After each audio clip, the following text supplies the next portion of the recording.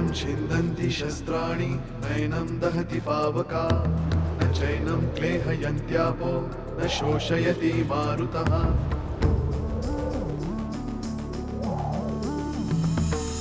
दिवसामागुणरात्र धावते सकाळ संध्याकाळ सूत्रधार जो या साऱ्याचा नामतयाचे काय तयाच्या मनात दडले नकळे कधी कुणा क्षणात होते संभव सारे क्षणापूर्वीचे असंभव असंभव असंभव असंभव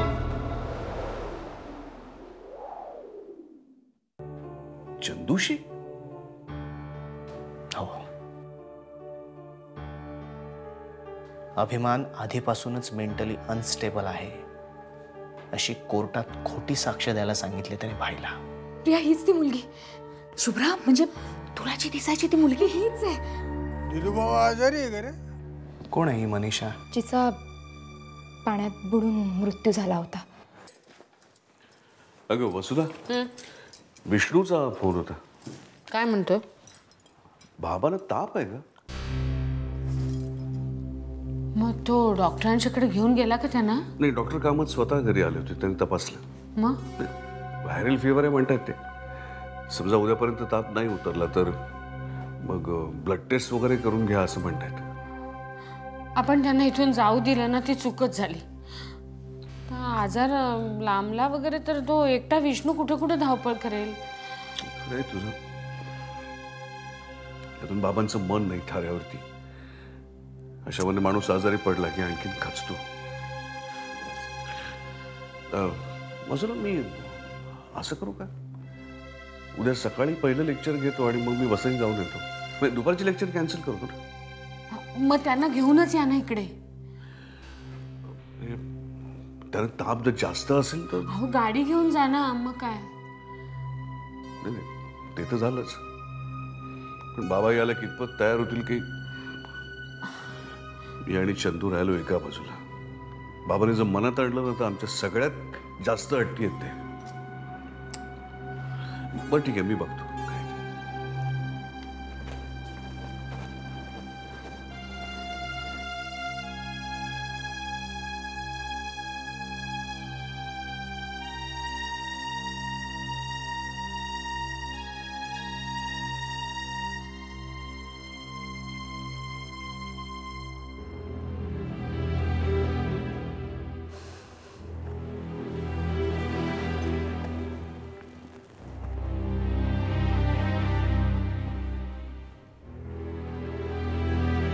काय झालं? आल्यापासून बघते तुम्ही गप्प गप्प. कसलं टेन्शन आहे का? कोंडी झाली आहे का सगळीकडूनच? म्हणजे त्या अभिमानच्या बाजूने कोर्टात साक्ष द्यायला नकार दिला, त्याचा सूड म्हणून यशवंतरावांनी माझी सगळीच कामं बंद करून टाकली आहेत. हे सगळं जर असंच चालू राहिलं ना तर या महिन्यात एका पैशी कमाई होणार नाही आहे ना. आणि यापुढेही नाही. आता तरी कळलं का तो माणूस किती आतल्या गाठीचा आहे ते? आता त्याची ऑफर नाकारली म्हटल्यावर त्याचं असं वागणं साहजिकच आहे ना. मला तुमचं काही कळतच नाही. म्हणजे तो सरंजामे वाईट वागला तर त्याची बाजू तुम्हाला समजून घेता येते. आणि बाबा संतापाच्या भरात 2-4 शब्द कमी जास्त बोलले तर बाबा वाईट. अगं मी काय बोलतोय, तू काय बोलतीयस? मी खरं तेच बोलतेय. त्या हलकटानं मी त्याला हलकटच म्हणणार. तुम्हाला आवडो न आवडो, त्यांनी जर तुमची कामं काढून घेतली असतील ना तर मला आनंदच आहे. निदान आता तरी माझा नवरा त्या माणसाच्या तावडीतून सुटेल.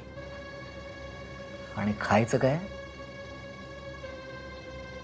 त्या सरंजामेंनी काम दिलं नाही तर माझा नवरा पैसे कमावू शकत नाही असं मला वाटत नाही. माझा नवरा काही नेभळट नाहीये. नाही, तुम्ही तुमच्याबद्दल काय विचार करता हा तुमचा प्रश्न आहे. मी असा विचार करत नाही. ऐकायला हे सगळं खूप छान वाटतं ग, पण जेव्हा आपण बाहेर पडतो आणि सगळे दरवाजे आपल्यासाठी बंद होतात ना, तेव्हा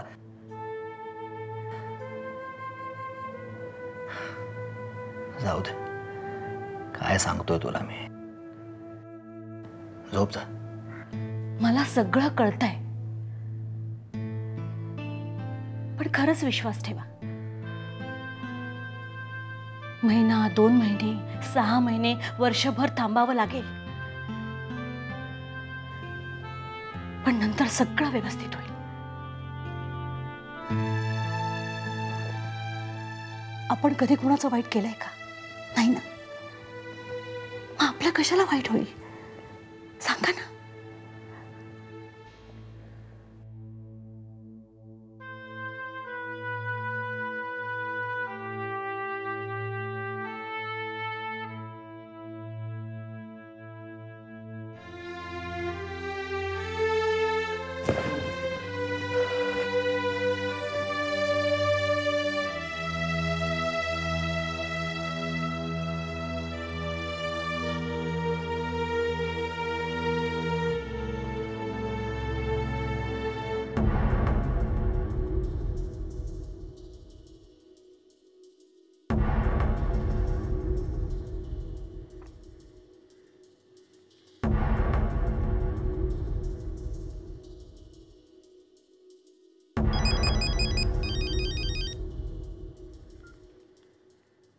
हॅलो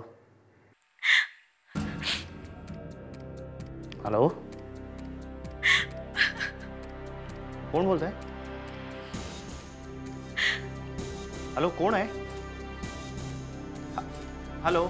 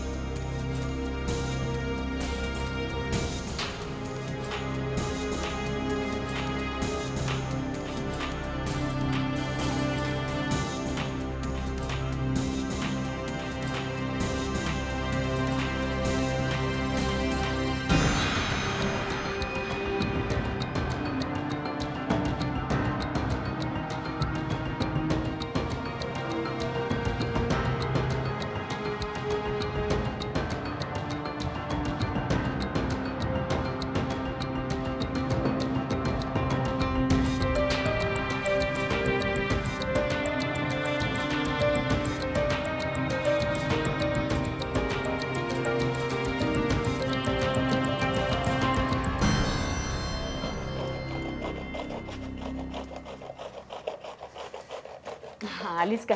तुला हाकच मारणार होते. आज तुझी काय डॉक्टर सामंतांची वगैरे अपॉइंटमेंट आहे? नाही. मग तुला दुसरं काही काम नसेल तर माझं एक काम करशील का? अहो करीन की, विचारताय काय? अगं भरली वांगी केली आहेत ना, पूनमला खूप आवडतात. जाऊन येतेस पटकन, मी डबा भरून देते. आई, मी नाही गेले तर नाही चालणार? का गं, दुसरीकडे कुठे जायचंय का तुला? नाही, तसं नाही. मग मला तुम्ही पूनम काकूंकडे पाठवत जाऊ नका. मी त्यांना फारशी आवडत नाही आणि माझ्यामुळे उगीच त्यांचा दिवस खराब व्हायला नको म्हणून. हे कोण म्हणाला तुला? कुसुमवंच? नाही. मग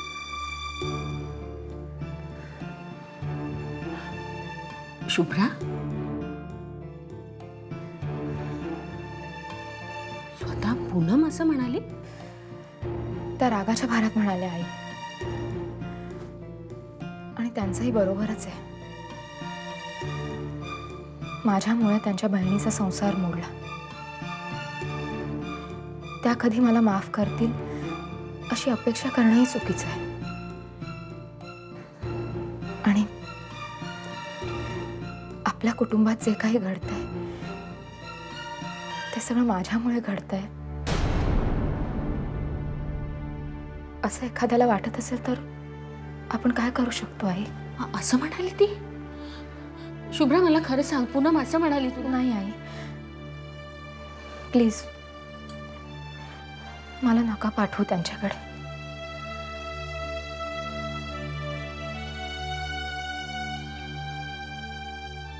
ठीक आहे, मी जाते. आई, तुम्ही प्लीज त्यांना काही बोलू नका, कारण उगीच मग असं नको व्हायला की माझ्यामुळे घरात भांडणं होत आहेत. शुभ्रा, तू नको त्याची काळजी करूस. पण एखाद्या व्यक्तीला माझी सून नकोशी वाटत असेल तर त्याला 4 समजुतीच्या गोष्टी. नको नाही, आत्ता कुठे मागच्या सगळ्या गोष्टी विसरून तुम्ही परत एकत्र आलाय. आता उगीच माझ्यामुळे. तू घाबरू नको शुभ्रा, तसं काही होणार नाही. पण एखाद्याला आपण आपलं माणूस म्हटलं की त्याच्या मनात जर आपल्याबद्दल काही गैरसमज असतील तर ते दूर केलेलेच बरे. मी बघते काय करायचं ते. हां,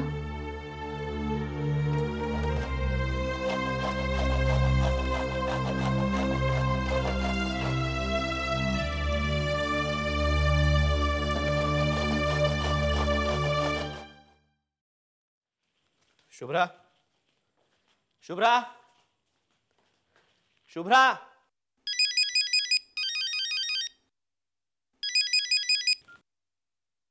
हॅलो.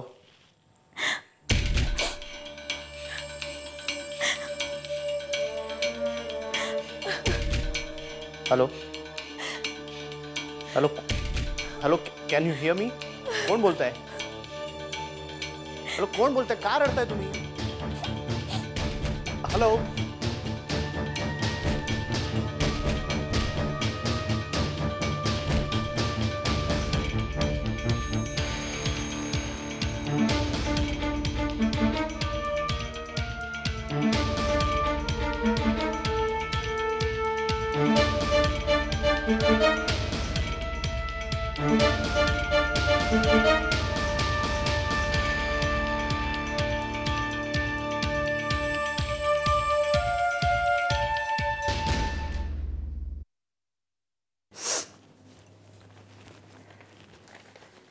प्रथमेश आज कंप्लीट हट्टी मूडमध्ये आहे. नाश्ता सुद्धा करायचा नाही म्हणतोय. तुम्ही जरा सांगून पहा ना त्याला. कार्टून लावून दे ना त्याला, बघता बघता खाईल तो. तेही सांगून झालं, ऐकत नाहीये. मग काय हवंय काय त्याला? पार्वतीकडे जायचंय. एवढंच ना, मग मी घेऊन जाईन ना त्याला.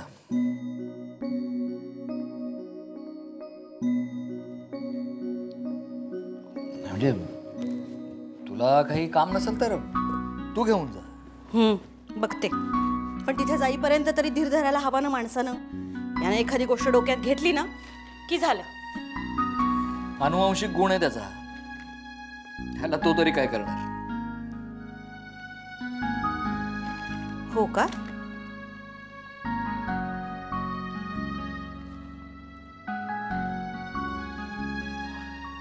राधा, राधा, मी असं ठरवलंय की, म्हणजे असा विचार केलाय मी की प्रथमेशच्या नावावर बाळकाकाने जे 1 लाख रुपये ठेवलेत ना, ते आपण पूनम काकूला परत करून टाकायचं. नकोच हा पैसा आपल्याला.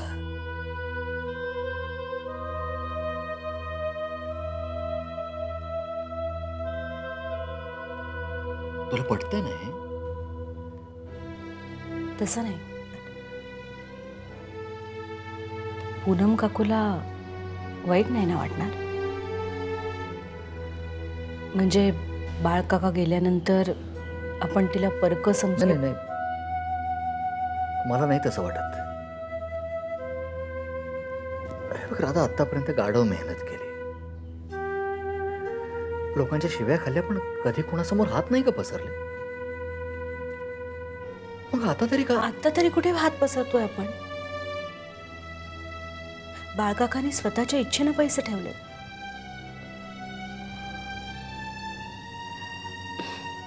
बघा तुम्ही, काही ठरवलं तरी माझी काहीच हरकत नाही. पैसे ठेवलेत तरी किंवा परत केलेत तरी हे असं बोलून तू नेहमीच सगळं कठीण करून ठेवतेस राधा. अगं माणसाच्या आयुष्यामध्ये कधी कधी असे प्रसंग येतात जेव्हा दुसऱ्याने त्याच्यासाठी निर्णय घेतलेले त्याला आवडतात. म्हणजे हे करू की ते करू या विचारामध्ये तो इतका गुरफटलेला असतो ना की त्याला त्याचे निर्णय घेता येत नाहीत.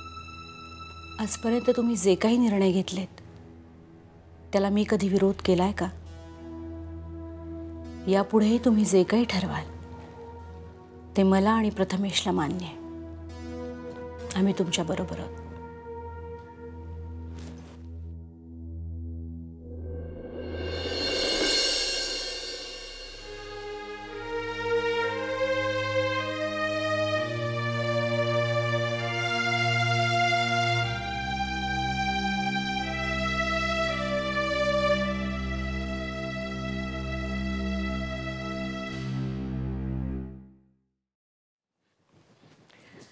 भरली वांगी केली आज. तुला आवडतात ना म्हणून घेऊन आले. कशाला धावपळ केलीत वहिनी एवढी? अगं त्यानिमित्ताने भेट होते आपली. खरं तर मी शुभ्रालाच पाठवणार होते पण ती नको म्हणाली म्हणून मग मी आले. शुभ्राला प्रॉब्लेम वाटतो का इकडे यायला? नाही ग, तुला नाही ना आवडत. तिने तुम्हाला काय सांगितलंय माहिती नाही मला, पण नाही ती मला काहीच बोलली नव्हती. आज इथे यायचा विषय निघाला ना म्हणून. कदाचित रागावला असेल तुम्ही माझ्यावर, पण मला जे वाटलं ते मी. माझ्याकडे बघून तुला असं वाटतंय मी तुझ्यावर रागवले म्हणून? हे बघ पूनम, तू शुभ्राला मोकळ्या मनानं स्वीकारू शकणार नसशील तर ते मी समजू शकते. शेवटी सुलेखा तुझी सख्खी बहीण आहे. सुलेखाचा याच्यात काहीच संबंध नाही. सुलेखाचं आधीशी ठरलेलं लग्न मोडलं याला जितकी शुभ्रा जबाबदार आहे तितकाच आदी आहे. आणि मी आदीला माफ करायचं आणि शुभ्राला करायचं नाही ही हिपोक्रेसी झाली.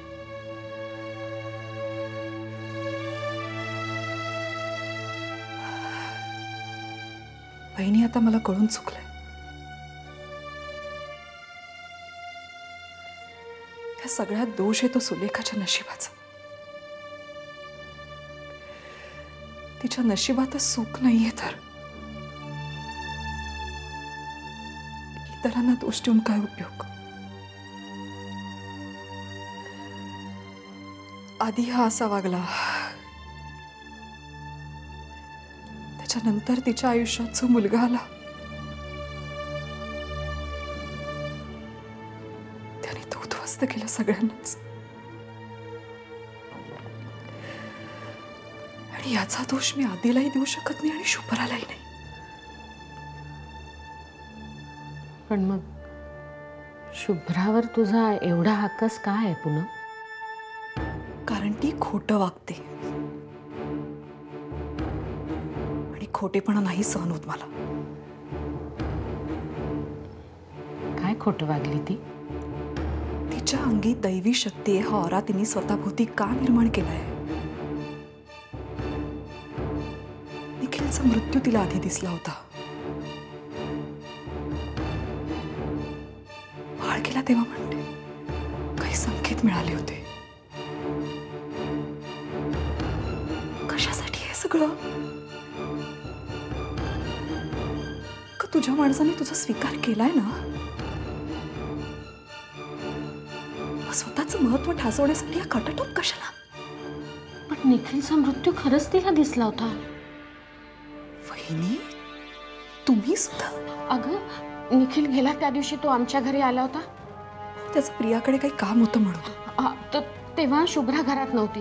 तो घरातून बाहेर पडला ना तेव्हा शुभ्राने त्याला खाली पाहिलं पण तिला माहिती नव्हतं की तो निखिल आहे म्हणून. पण तो चेहरा मात्र तिच्या चांगलाच ओळखीचा होता. तुला आठवतं मी तेव्हा तुलाही फोन केला होता निखिल घरी पोचला का म्हणून.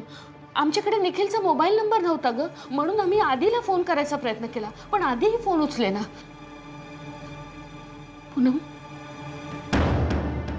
त्यावेळेला जर आधीने आमचा फोन उचलला असता ना, तर कदाचित निखिलचा मृत्यू टळला असता. ही गोष्ट फक्त मला माहिती आहे, आणि शुभ्राने शपथ घातली होती म्हणून मी ती कधी कोणाजवळ बोलले नाही. पण जर शुभ्राच्या खरेपणावर कुणाला शंका येत असेल तर मला ती शपथ मोडावी लागेल.